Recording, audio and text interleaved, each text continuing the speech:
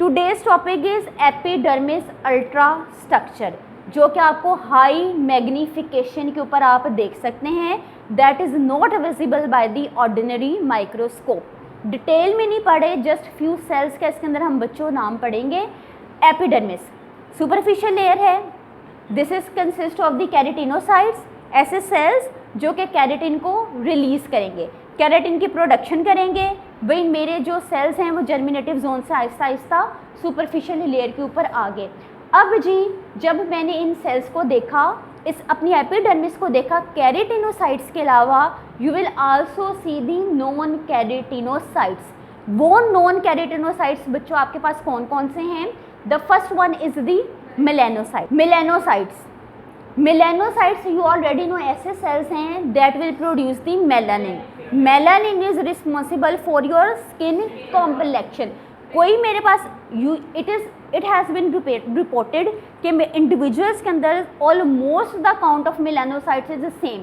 अब डिफरेंस कहाँ पे आता है? मेलानिन की प्रोडक्शन पे, कि जो ब्लैक पीपल हैं, जो ब्रिटिश कॉम्प्लेक्शन के लोग हैं, उनके मेलानोसाइट्स ज़्यादा मेलानिन की प्रोडक्शन करते हैं। तो भाई आपके पास ये darker skin complexion was due to increase melanin production. Then you have the Langerhans cells. Langerhans cells देखो आपको स्लाइड पे नजर आ रहे हैं, जो आपने कॉपीज में ड्रॉ भी किए थे। भाई Langerhans cells are the antigen presenting dendritic cells. मैंने इधर वर्ड यूज किया that is the antigen presenting cell. बच्चों फिजियोलॉजी सेकेंड सेमेस्टर में you will study immunity, pathology में आओगे वहाँ भी इम्यून डिजीज़ का जिक्र आएगा। एंटीजन प्रेजेंटिंग सेल्स कैसे हैं? भाई मेरे पास एक सेल है, एंटीजन आपको पता है ना फॉरेन सब्सटेंस है जो डिजीज़ कॉज करते हैं। Within my body I have this cell. इसने क्या किया? इसने नोटिस किया कि जी कोई एंटीजन आया है, उसने एंटीजन को इनगल्फ किया, एंटीजन के ऊपर कुछ प्रोसेसिंग की और अपनी सरफेस के ऊपर एंटीजन को अब लेकर आ गया आफ्टर प्रोसेसिंग। अब ये इस एंटीजन को इस सेल ने अपनी सरफेस के ऊपर प्रेजेंट कर दिया।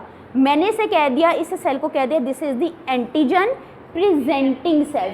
अब ये एंटीजन प्रेजेंटिंग सेल क्या करेगा? इस एंटीजन को प्रेजेंट करेगा टू द टी सेल।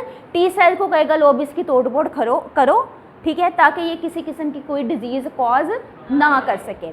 सो बच्चों इसके बाद you have the Merkel cells. Merkel cells these are the mechano receptors.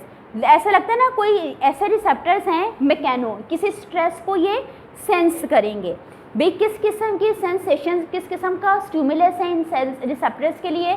This is the touch pressure या फिर स्ट्रेचिंग को ये सेंस करेंगे। बच्चों receptors are always protein in nature.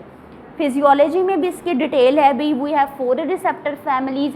Receptors are protein in nature. भाई एक हम लोगों ने रिसेप्टर टाइप पढ़ ली that is the mechanoreceptor, जिसने सेंस करना है स्ट्रेच को, प्रेशर को या स्ट्रेच को, ठीक है।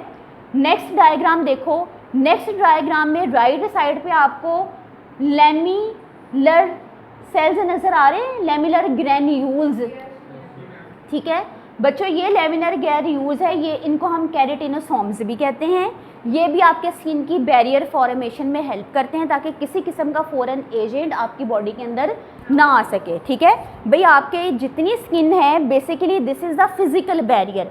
ये बैरियर बना रही है, प्रोटेक्ट कर रही है आपकी इंटरनल एनवायरनमेंट को फ्रॉम द एक्सटर्नल एनवायरनमेंट, ताकि किसी किस्म का कोई बैक्टीरिया या कोई भी फॉरेन एजेंट या एंटीजन आपको बॉडी को नुकसान ना पहुँचा सके।